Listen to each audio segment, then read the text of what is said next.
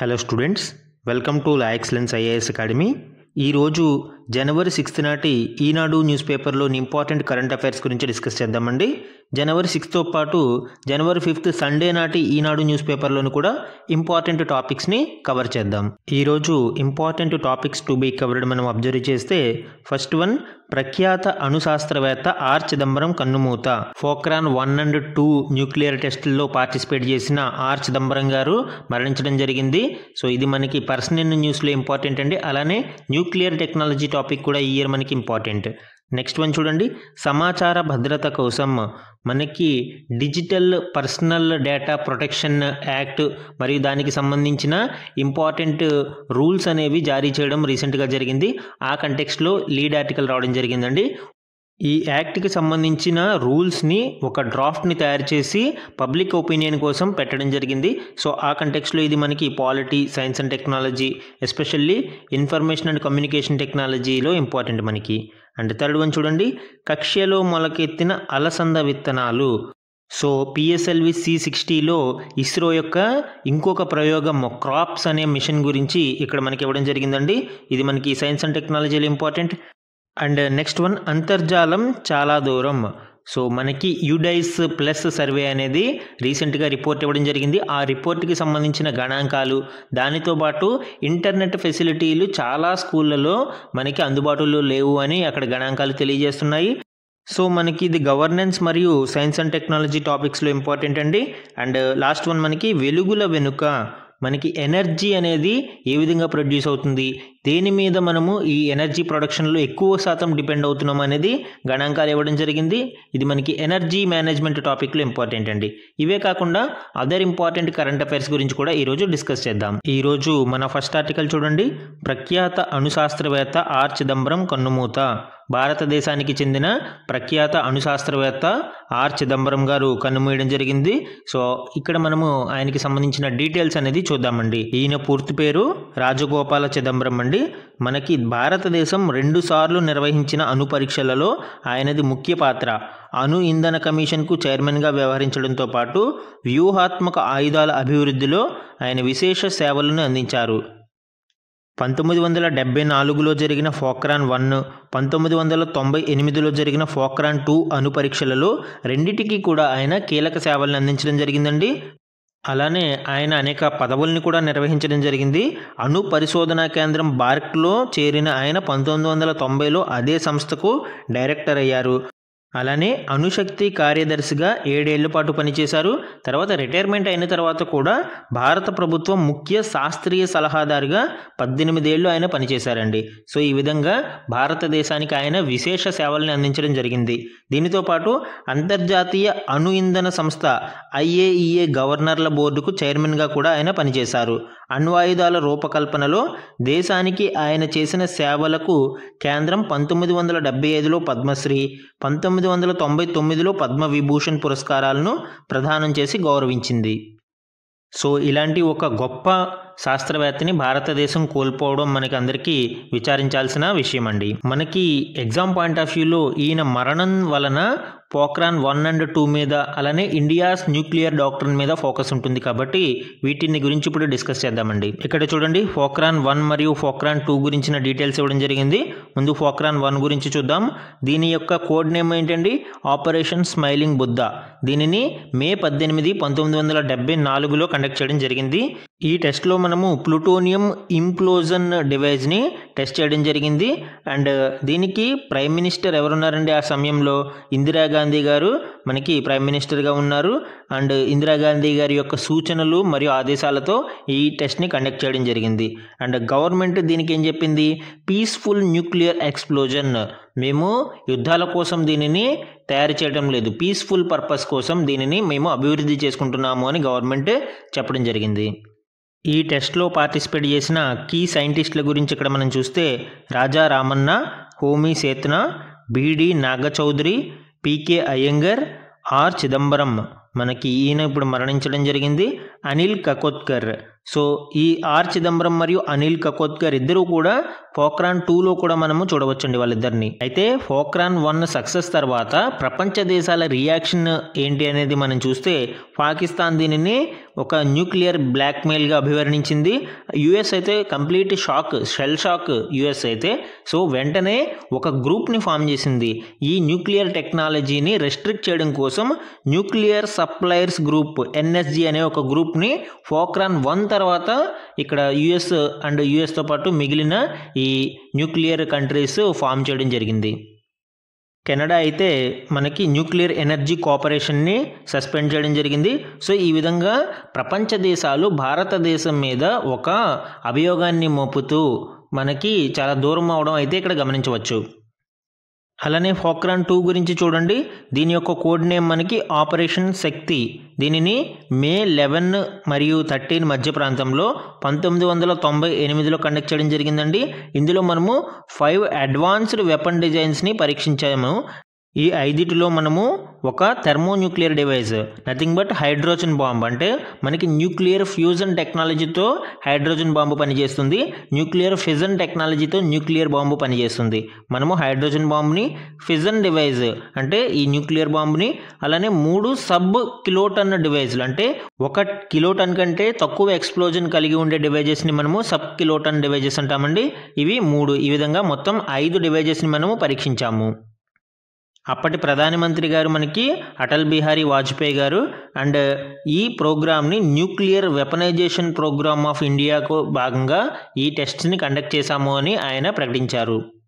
ఈ పోఖ్రాన్ 2లో పార్టిసిపేట్ చేసిన ఇంపార్టెంట్ సైంటిస్ట్స్ని గురించి మనం చూస్తే ఆర్ చిదంబరం గారు అండ్ అనిల్ కకోద్కర్ గారు ఇద్దరు కూడా పోఖ్రాన్ 1లో ఆల్రెడీ వర్క్ చేశారు. వారితో పాటు కె సంతానం, ఏపీజే అబ్దుల్ కలాం గారు కూడా మనకి ఈ పోఖ్రాన్ 2లో ప్రధాన పాత్ర పోషించారండి. ఈ పోఖ్రాన్ 2 టెస్ట్ తర్వాత ప్రపంచ దేశాలు ఏ విధంగా రియాక్ట్ అయ్యాయనేది చూస్తే మనం యుఎస్ స్ట్రాంగ్లీ కండెమ్ చేసింది ఆటోమేటిక్గా. అండ్ చైనా, జపాన్, కెనడా లాంటి దేశాలు కూడా వాళ్ళ యొక్క కన్సర్న్స్ని ఎక్స్ప్రెస్ చేయడం జరిగింది. ఇక్కడ పాకిస్తాన్ అయితే ఒక స్టెప్ ముందుకు వేసి వాళ్ళు కూడా అణు పరీక్షలని మే 28న ఒకటి, మే 30న ఒకటి, చాగాయ్ 1 and 2 అని 2 అణు పరీక్షలను వాళ్ళు నిర్వహించడం జరిగింది. సో ఈ విధంగా భారతదేశ అణు వెపనైజేషన్ ప్రోగ్రామ్ అనేది పోఖ్రాన్ 2తో పరిపూర్ణమైంది. అయితే న్యూక్లియర్ వెపనైజేషన్ భారతదేశానికి ఎందుకు అవసరం అనేది భారతదేశం ఎప్పుడూ కూడా ప్రకటిస్తూ ఉంటుందండి. తన న్యూక్లియర్ డాక్టర్ని చాలా క్రిస్టల్ క్లియర్గా ప్రపంచ దేశాలకి తెలియజేయడం జరిగింది. భారతదేశం తన అణు సిద్ధాంతంలో క్లియర్గా మెన్షన్ చేసింది ఏంటంటే క్రెడిబుల్ మినిమం డిటరెన్స్, అంటే మేము వేరే దేశం మీదకి యుద్ధానికి వెళ్ళడానికి కాదు, వేరే దేశాలు ఏమైనా మా మీదకి యుద్ధానికి వస్తే జాగ్రత్తగా ఉండమని హెచ్చరించడానికి, అంటే మినిమం డిటరెన్స్ అనేది ఉండడం కోసం మేము అణ్వాయుధాలని తయారు చేసుకుంటున్నాము. And next one, no first use of nuclear weapons. మేము ఎప్పుడూ కూడా ఫస్ట్ మా న్యూక్లియర్ వెపన్స్ని యూజ్ చేయము, కానీ మా మీద ఎవరైనా అటాక్ చేస్తే ఖచ్చితంగా మ్యాసివ్ రిటాలియేషన్ అయితే ఉంటుంది. న్యూక్లియర్ వెపన్స్తో మీరు బయోలాజికల్ వెపన్స్ని యూజ్ చేసినా, కెమికల్ వెపన్స్ని యూజ్ చేసినా కూడా మేము న్యూక్లియర్ వెపన్స్తో సమాధానం చెప్తాము, మ్యాసివ్ రిటాలియేషన్ అయితే ఉంటుంది అని ఇక్కడ మనము అణు సిద్ధాంతంలో చూడవచ్చు. ఈ అణు సిద్ధాంతంలోని అదర్ ఇంపార్టెంట్ ఆస్పెక్ట్స్ మనం చూస్తే political control of nuclear weapons. మనకి న్యూక్లియర్ వెపన్స్ని వాడాలి అంటే మిలిటరీ ఆధీనంలో ఉండవండి.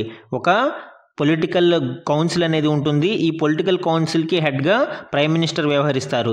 సో ప్రధానమంత్రి ఆమోదంతో మాత్రమే మనకి న్యూక్లియర్ వెపన్స్ని వాడడానికి అవకాశం ఉంటుంది. మిలిటరీ చేతిలో ఉంటే ప్రాబ్లం ఏంటి? పాకిస్తాన్ లాంటి దేశాలలో మిలిటరీ చేతిలో ఉంటుంది, అంటే ఒక ఎమోషనల్ మిస్యూజ్ అయ్యే అవకాశం ఉంటుంది.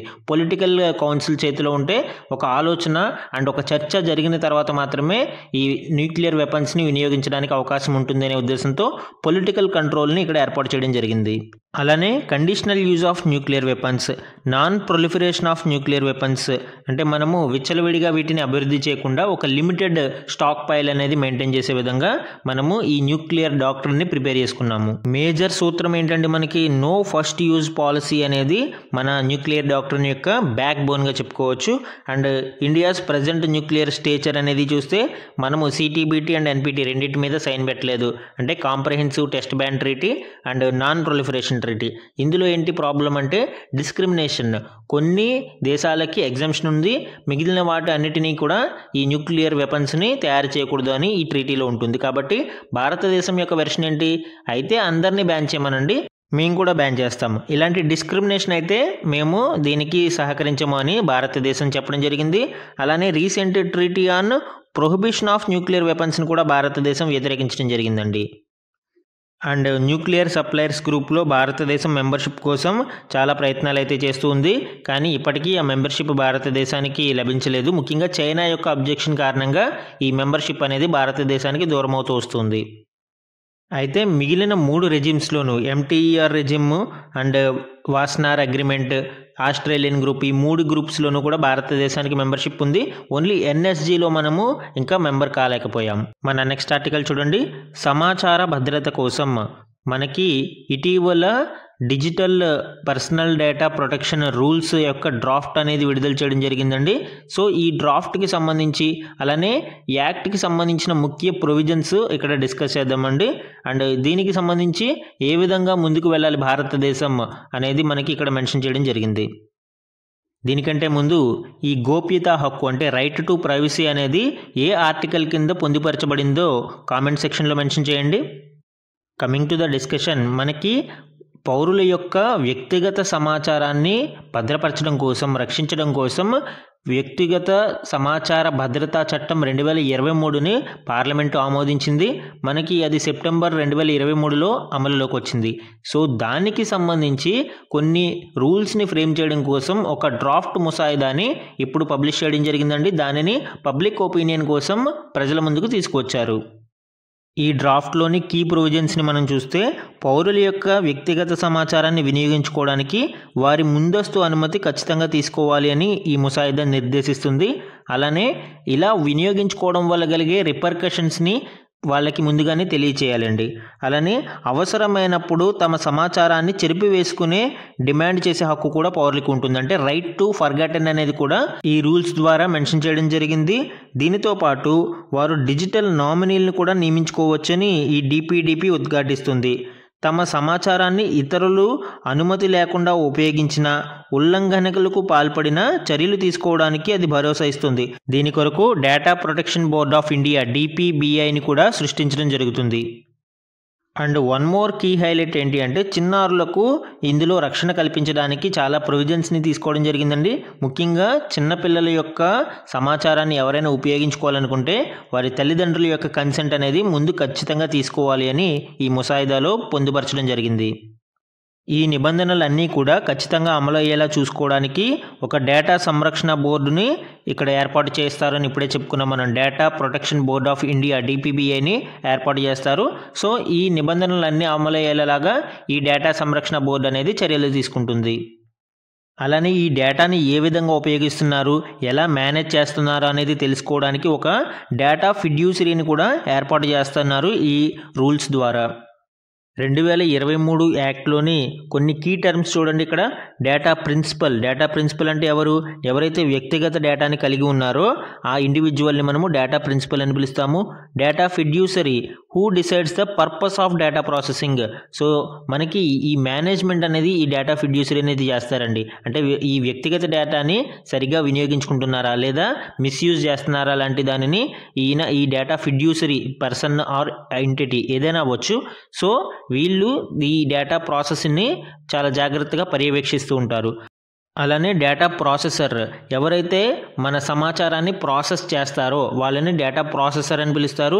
డేటా ప్రాసెసింగ్ ముఖ్యంగా personal data and sensitive personal data అంటే ఏంటండి, ముఖ్యంగా ఫైనాన్షియల్ ఇన్ఫర్మేషన్, ఆర్థిక లావాదేవీలకి సంబంధించిన ఇన్ఫర్మేషన్ ఉంటే దానిని సెన్సిటివ్ పర్సనల్ డేటా అని పిలుస్తారు. అలానే క్రిటికల్ పర్సనల్ డేటా అంటే చాలా ముఖ్యమైన సమాచారాన్ని మనము ఈ క్రిటికల్ పర్సనల్ డేటాగా చెప్పవచ్చండి. ఇప్పుడు ఈ ముసాయిదాలో కీ హైలైట్స్ ఏంటనేది ఇక్కడ మనం అబ్జర్వ్ చేద్దాము. ఈ ముసాయిదా నిబంధనల ప్రకారం ఎనీ టైం ఎప్పుడైనా బ్రీచ్ అనేది జరిగితే, డేటా చౌర్యం లాంటిది జరిగినప్పుడు ఖచ్చితంగా యూజర్స్కి ఇమీడియట్గా నోటిఫికేషన్ పంపించాలి మీ డేటా రిస్క్లో ఉంది అని.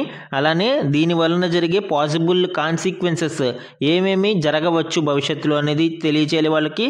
దానికి సంబంధించిన సేఫ్టీ మెజర్స్ని ఏ విధంగా తీసుకోవాలనేది కూడా వాళ్ళకి తెలియచేయాలండి. అలానే డేటా ప్రొటెక్షన్ బోర్డు అనేది ఒకటి చెప్పుకున్నాం మనం, ఈ సమాచారాన్ని ఎప్పటికప్పుడు భద్రపరుస్తూ ఉంటుంది అని. సో ఈ ఈ బోర్డుకి ఇనీషియల్ అలర్ట్ ఏ డిలే లేకుండా ఖచ్చితంగా పంపించాలి. అండ్ డీటెయిల్డ్ రిపోర్ట్ 72 గంటల్లోగా పంపించాలి. అంటే ఏదైనా డేటా అనేది మిస్యూజ్ జరిగినా, చౌర్యం జరిగినా వెంటనే 72 గంటల లోపు ఇమీడియట్గా వాళ్ళకి పూర్తి స్థాయి నివేదికని అందించాలి. అలానే డేటా రిటెన్షన్ అండ్ డిలేషన్ ఆబ్లిగేషన్స్ని మనం అబ్జర్వ్ చేస్తే 3 సంవత్సరాలు ఎటువంటి యాక్టివిటీ లేకుండా ఒక డేటా ఉంటే దానిని తొలగించవచ్చు. అలా తొలగించినప్పుడు 48 గంటలు అడ్వాన్స్ నోటీస్ అనేది ఆ డేటాదారులకి అందించాలి. అలానే ఎక్సెప్షన్ ఏంటి దీనికి, ఏదైనా చట్ట ప్రకారం ఒక డేటాని భద్రపరచవలసి వచ్చినప్పుడు దానికి 3 సంవత్సరాలు ఇన్యాక్టివ్గా ఉన్నా కూడా దానిని ఎగ్జంప్షన్ చేయవచ్చు. అండ్ పేరెంటల్ కంట్రోల్ ఇందాక ఆల్రెడీ మనం చెప్పుకున్నాం, ప్రతి దానికి కూడా రిలయబుల్ ఐడితో మాత్రమే పేరెంటల్ కంట్రోల్ని ఇక్కడ ఇవ్వడం జరుగుతుంది. పేరెంట్ యొక్క కన్సెంట్ ఉంటే మాత్రమే పిల్లల యొక్క సమాచారాన్ని ప్రాసెస్ చేయడానికి అవకాశం ఉంటుంది. అయితే ఇక్కడ కొంత ఎగ్జంప్షన్ కూడా ఇవ్వడం జరిగింది. ముఖ్యంగా హెల్త్ కేర్ సర్వీసెస్కి, చైల్డ్ వెల్ఫేర్ సర్వీసెస్కి, ఎడ్యుకేషనల్ యాక్టివిటీస్కి, స్కూల్ ట్రాన్స్పోర్ట్ సేఫ్టీ ఇలాంటి వాటి కోసం పిల్లల యొక్క సమాచారాన్ని తీసుకుని భద్రపరచవచ్చు. ఈ డిజిటల్ యుగంలో డేటా ఈజ్ న్యూ ఎల్ అని పిలుస్తూ ఉంటామండి. అంటే డేటా అనేది ఒక కమోడిటీగా మారిపోతుంది, చాలా కీలకంగా మారనుంది.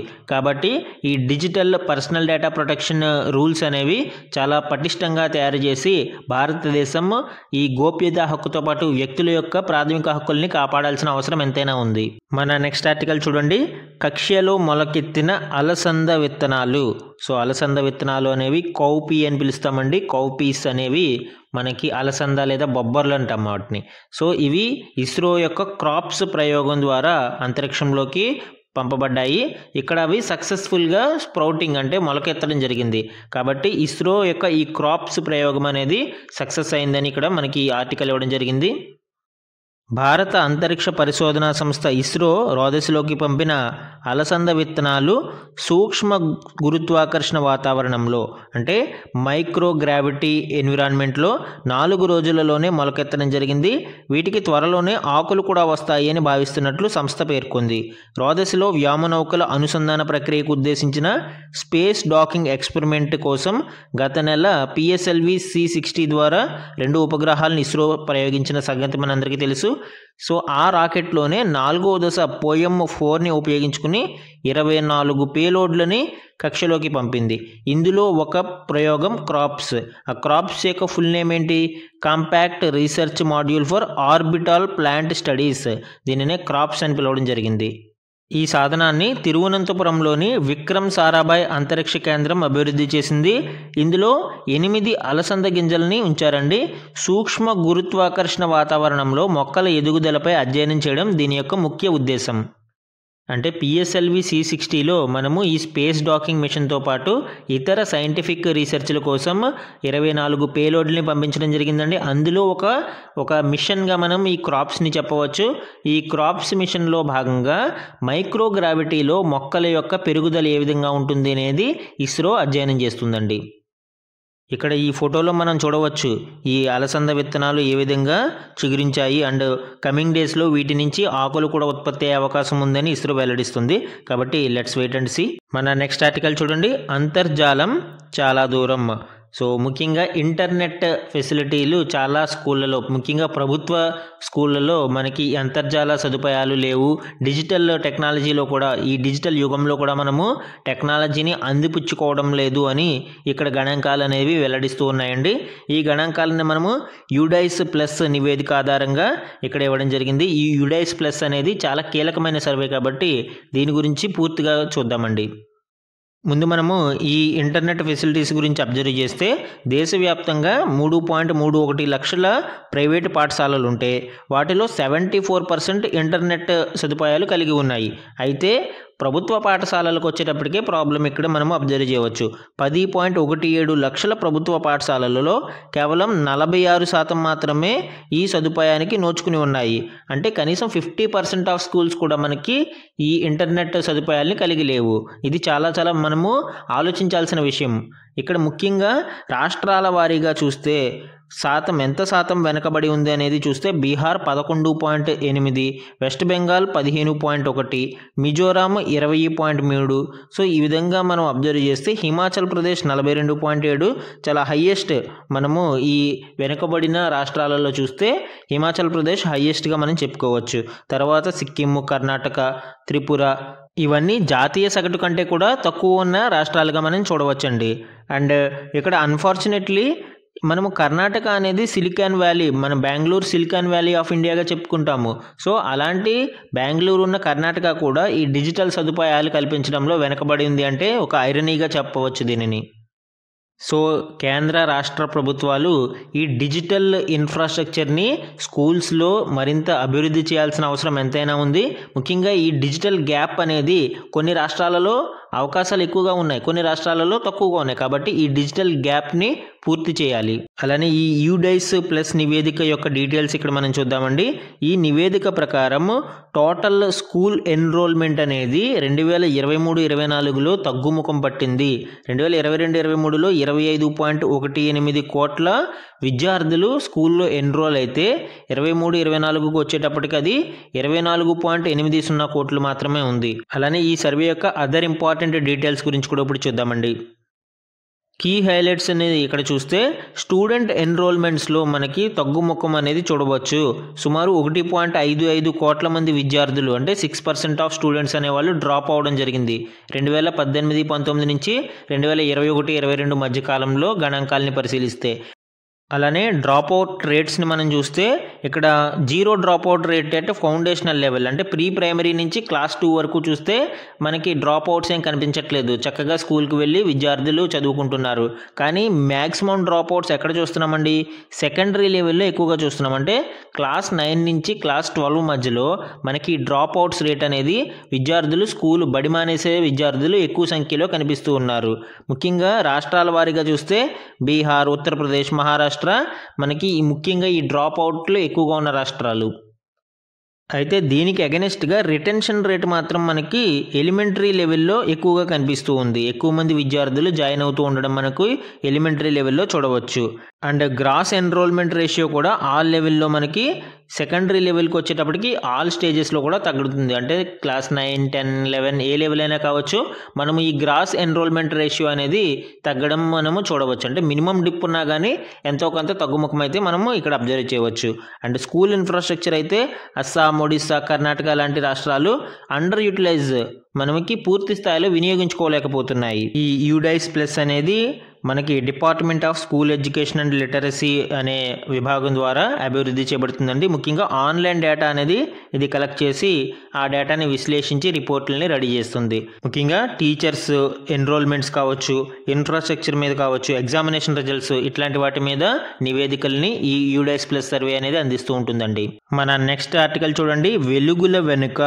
సో మనకి ఈ ఎంతైతే ఎనర్జీ అనేది ఉపయోగించుకుంటున్నామో ఆ ఉపయోగించుకుంటున్న ఎనర్జీ ఏ విధంగా ఉత్పత్తి అవుతుంది అండ్ ఏ సోర్సెస్ ఎక్కువగా మనము ఆధారపడుతున్నాము అనేది ఇక్కడ ఇవ్వడం జరిగింది. ఆర్థిక వ్యవస్థ అభివృద్ధి పదంలో సాగాలన్నా, ప్రజల జీవన ప్రమాణాలు మెరుగవ్వాలన్నా విద్యుత్ అనేది తప్పనిసరి. కరెంటు ఉత్పత్తికి శిలాజ ఇంధనాలపైనే అధికంగా ఆధారపడడం వల్ల పర్యావరణానికి తీవ్ర హాని కలుగుతుంది. 2023లో మనము ప్రపంచవ్యాప్తంగా 29,479 టెరావాట్ అవర్ విద్యుత్ ఉత్పత్తి జరిగింది. అందులో మనకి ఏ సోర్సెస్ నుంచి మనము ఈ విద్యుత్తును ఉత్పత్తి చేసుకున్నాము అనేది ఎనర్జీ ఇన్స్టిట్యూట్ యొక్క statistical review of world energy అనే రిపోర్ట్ ఆధారంగా మనకి ఇక్కడ డేటాని చూడవచ్చండి. దీని ఆధారంగా మనం చూస్తే సుమారు 35.51% ఈ ఎలక్ట్రిసిటీ జనరేషన్ అనేది బొగ్గు ఆధారంగా జరిగింది. దాని తర్వాత స్థానంలో మనకి 22.47%తో సహజ వాయువు, 14.28%తో హైడ్రో అనేది థర్డ్ ప్లేస్లో ఉన్నాయి. అణుశక్తి ఆధారంగా 9.11%, పవన శక్తి ఆధారంగా 7.82, సౌరశక్తి ఆధారంగా 5.53, చమురు ఆధారంగా 2.67, జీవ ఇంధనం బయోఫ్యూయల్స్ ఆధారంగా 2.30, ఇతర పునరుత్పాదక వనరుల ఆధారంగా 0.30. సో ఈ విధంగా మనము ఎలక్ట్రిసిటీ జనరేషన్ మీద వివిధ రకాల సోర్సెస్ మీద ఆధారపడి ఉన్నామండి. ఇక్కడ డేటాని చూస్తే ఏమర్థమవుతుందండి, సుమారు 50% కంటే అబోవ్ అంటే 57 to 58% మనకి బొగ్గు సహజ వాయువుల మీదనే ఈ విద్యుత్ ఉత్పత్తి అనేది జరుగుతుంది. అంటే చాలా ఎక్కువ శిలాజ ఇంధనాల మీద మనం ఆధారపడి ఉన్నాము. కాబట్టి పునరుత్పాదక శక్తి వనరుల మీద ప్రభుత్వాలు దృష్టి పెట్టాలి. అప్పుడే మనము పర్యావరణాన్ని పరిరక్షించుకోవడానికి అవకాశం ఉంటుంది. సమ్ ఇంపార్టెంట్ వన్ లైనర్స్ని మనం ఇక్కడ అబ్జర్వ్ చేస్తే, గత ఆర్థిక సంవత్సరం 2023-24లో గ్రామీణ పేదరికం గణనీయంగా తగ్గి 4.86% పరిమితమైందని SBI యొక్క రీసెర్చ్ నివేదిక వెల్లడించింది. 2011-12లో ఇది 25.7%గా ఉండేది. ఇప్పుడు కేవలం 4.86%కి ఇది పరిమితమైందని ఈ రిపోర్ట్ అనేది వెల్లడిస్తుందండి. ముఖ్యంగా ప్రభుత్వ సంక్షేమ కార్యక్రమాలు ఈ పేదరిక నిర్మూలనకు కారణమవుతున్నాయని ఈ రిపోర్ట్ అయితే వెల్లడించడం జరిగింది. అండ్ పట్టణ పేదరికం గురించి చూస్తే 13.7%గా ఉన్న ఈ పేదరికం ఇప్పుడు 4.09%కి చేరిందని అంచనా వేసింది. నెక్స్ట్ వన్ చూడండి, ఒడిశా 27వ గవర్నర్గా కంబంపాటి హరిబాబు 2025 జనవరి 3న బాధ్యతలు స్వీకరించారు. భువనేశ్వర్లోని రాజ్భవన్లో జరిగిన కార్యక్రమంలో హైకోర్టు ప్రధాన న్యాయమూర్తి జస్టిస్ చక్రధారి శరణ్ సింగ్ ఆయన చేత ప్రమాణ స్వీకారం చేయించారు. అంటే ఇక్కడ మనం అబ్జర్వ్ చేయాల్సింది ఏంటి, ఓత్ ఎవరి ఆధ్వర్యంలో జరిగింది, chief justice of high court governor చేత ప్రమాణ స్వీకారం చేయిస్తారు. ఆ పాయింట్ ఇక్కడ పాలిటీలో గుర్తుపెట్టుకోవాలండి. నెక్స్ట్ వన్, ప్రపంచ బ్లిడ్జ్ ఛాంపియన్షిప్లో తమిళనాడుకు చెందిన ఆర్ వైశాలి కాంస్యం నెగ్గింది. 2025 జనవరి 1న న్యూయార్క్లో జరిగిన సెమీఫైనల్లో ఆవిడ చైనా చేతిలో ఓడిపోవడం జరిగింది. సో ఈ బ్లిడ్జ్ ఛాంపియన్షిప్లో కాంస్య పథకం బ్రాంజ్ మెడల్ అయితే గెలుచుకోవడం జరిగింది. ఇవి ఈరోజు ఈనాడు న్యూస్ పేపర్లోని ఇంపార్టెంట్ కరెంట్ అఫైర్స్ అండి. Thank you for watching.